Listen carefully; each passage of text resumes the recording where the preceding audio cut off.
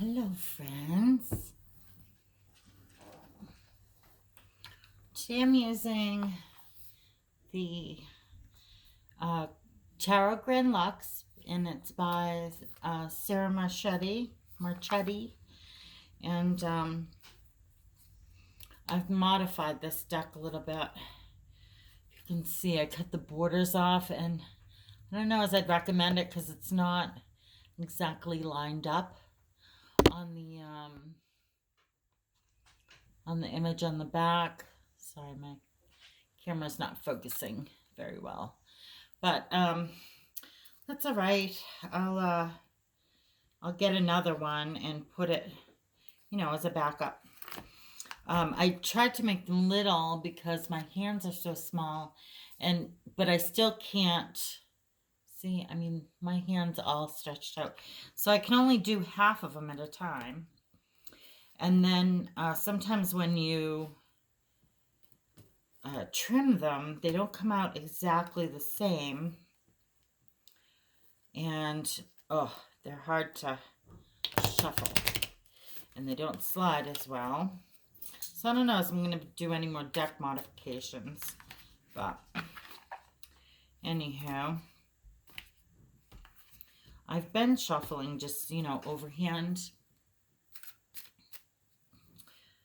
But I don't feel like it mixes them up enough. I don't know.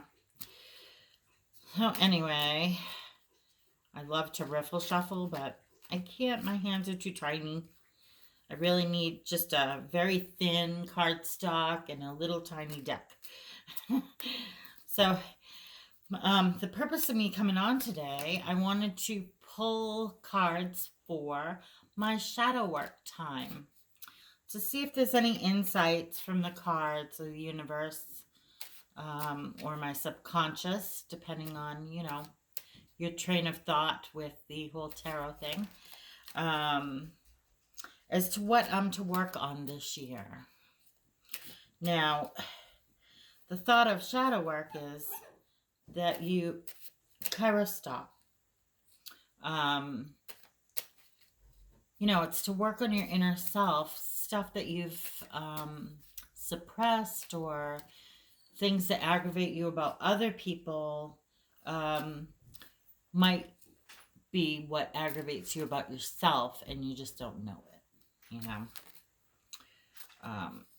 So, here we go. And I don't have the room behind me to do it overhead. So what I'll do is I'll pull the cards and then I'll hold the cards up to you. So, and let's see. I'm doing this in reverse, aren't I? This way. Okay. All right. So I got the 10 of coins, the Ace of Swords, and the 7 of Cups. So let's see. I'm going to do intuitively first, and then we'll see what the book says that they mean. This guy here tells me that I really need to work on squirreling away extra money for, the downtimes, how we have ups and downs. Well, we enjoy our ups and we pay everything off, but then we have downs and then we run all the credit cards up again.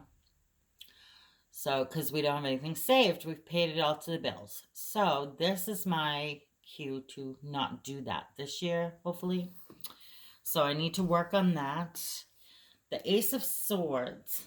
Let's see.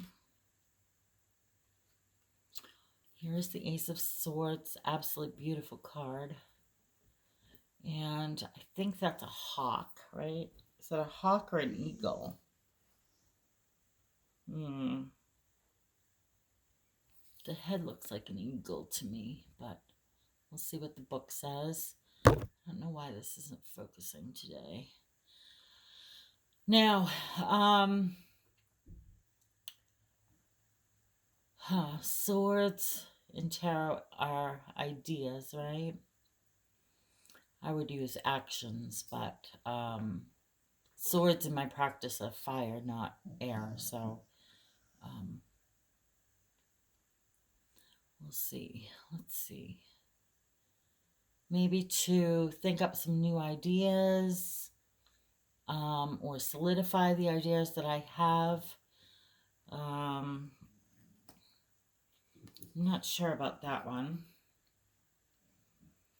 And then the Seven of Cups. That's an absolutely gorgeous card if I can get it to focus. And maybe just to really enjoy having the abundance and the awesome home life that I do have, and not look for the grass is greener thing, you know. So let's look at the book and see what the book says. All right, 10 of Coins. Let's see. 10 of Coins. A man places a coin into a jar, adding to its glowing and growing collection. These and other amassed gems have been accumulated over time. These represent security and savings that will provide for future times of need, retirement, or as an inheritance to pass on to loved ones. Oh, that would be good. We got 4 kids, so we got to leave them something, right? All right. So that's definitely along the lines of what I was getting intuitively. The Ace of Swords. I do this even when I read, do my daily draws and things, only because my memory is so horrible with the fibro that it's hard for me to remember the meanings of the tarot cards from a book. So I mainly read intuitively. So let's see, the Ace of Swords. The Ace of Swords leads us into the suit of intellect and mental forces. The Ace of Swords brings clarity and truth. Swords are associated with the element of air. So here and throughout the court cards, we are visited by magnificent birds of the air. Well, it doesn't say whether it's an eagle or a hawk, but I tend to think it's more of an eagle head than a hawk head. I'm not sure. What do you guys think? It's absolutely gorgeous. All right, and then the Seven of Cups. So let's see if we can find the cup suit. Whoops. Further back, maybe. It's a cute little book. All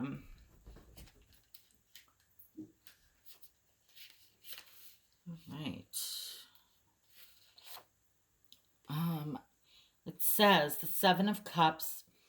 I didn't attempt to reproduce the various items depicted in each cup of the RWS imagery for this card.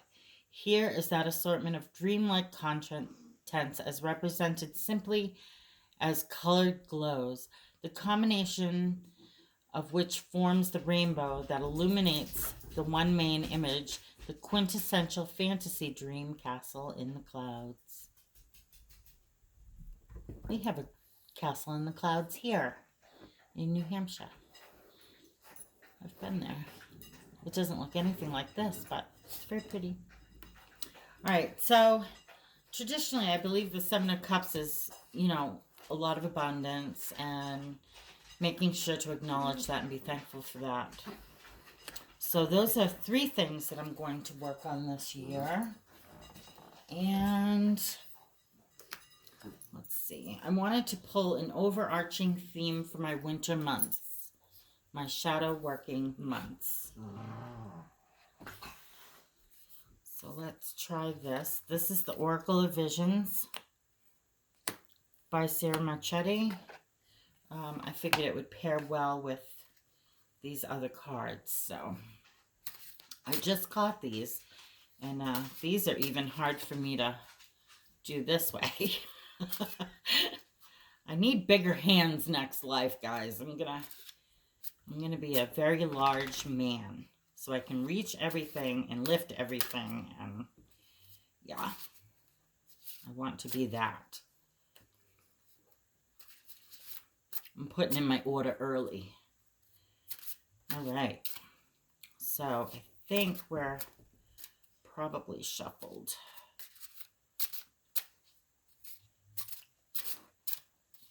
I haven't worked with this deck much. The images are absolutely beautiful. Here's the backs. And they're very, very big for my hands. So let's see. Let's draw a card. Let's see what we get. So I'm just going to fan these out. Let's see what one I'm called to.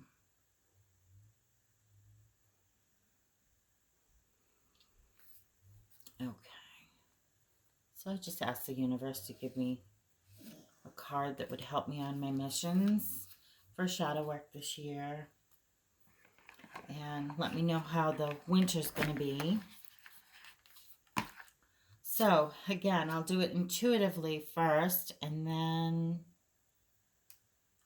we'll look in the book and see what it says. It's very beautiful. Let me see. Yeah. Is that better? Not much, huh? She's very beautiful. She's looking at the eggs, looking at her eggs in her baskets. There's a unicorn and I don't know what kind of bird that is. We'll have to see. I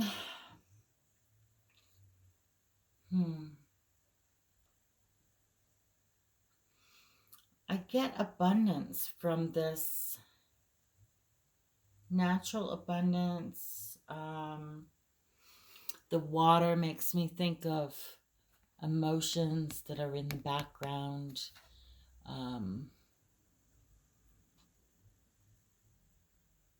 Yeah, just being thankful for what you have in your basket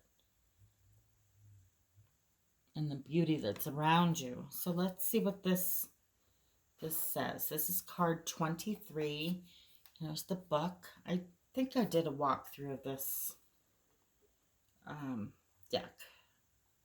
So 23. All right. It says providing shelter. Home is a shelter from storms, all sorts of storms, by William J. Bennett. That's the quote. And it says our relationship with the natural world is at its lowest ebb. And as humans, we are becoming increasingly detached.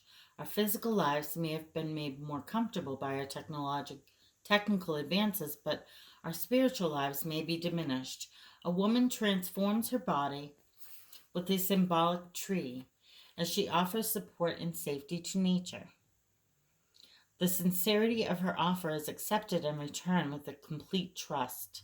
A warm glow is generated from that interaction. In the distance, a unicorn notices and looks on approvingly, but ironically, there is a sad poignancy in his attention. It is that this magical creature has seen so few of such acts. Despite the overall trend, there is hope in that we are at least aware of our damaging imprint and an increasingly acknowledgement and desire to redress the imbalances. So that tells me, that I need to get back into my spiritual practices. I've stopped doing my daily draws. I got super busy and it kind of fell by the wayside. So that tells me I need to work on this winter. Yeah, so that's a pretty good insight as to what I need to work on, and I'm quite happy with that. So what I'm gonna do before I put these all away is I will take a photo of this and then stick it into my grimoire or magical journal for this year, and take notes as my shadow work unfolds and my winter continues. And if you guys have any other insights on the cards or ideas of what they might mean for me, please leave it in the down bar. And we all learn from everybody that we interact with. So tarot's no different. I am always interested in others' ways of reading. I love seeing how others would do this. So thank you very much for watching, and I will see you next time. Bye.